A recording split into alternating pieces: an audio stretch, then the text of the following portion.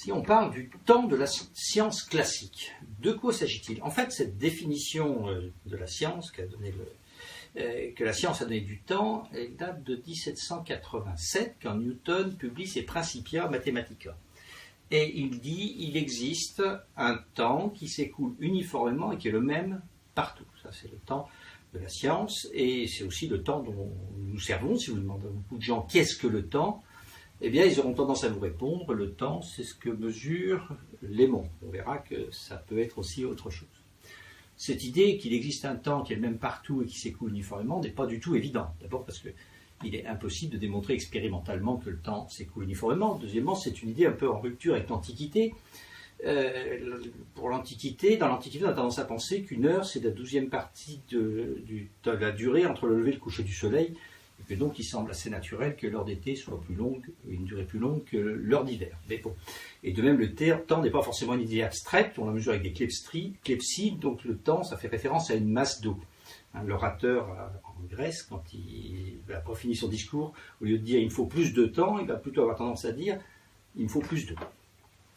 Ce qui est curieux dans ce temps de la science classique, c'est que d'abord, il dit quelque chose qui est tout à fait contraire à notre expérience.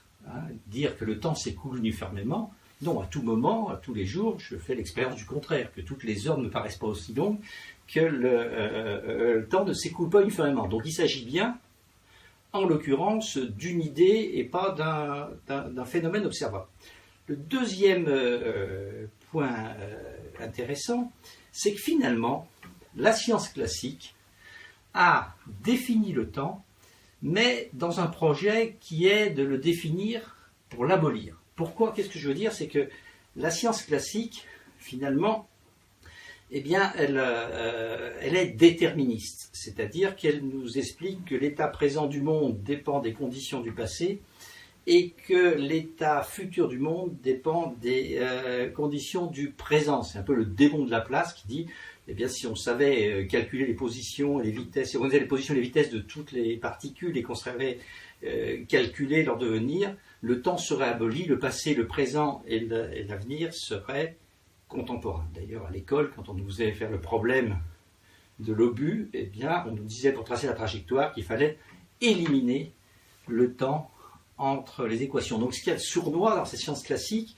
c'est qu'elle définit le temps, au fond, pour s'en débarrasser. La grande pensée classique, c'est de maîtriser l'avenir, donc de se débarrasser du temps.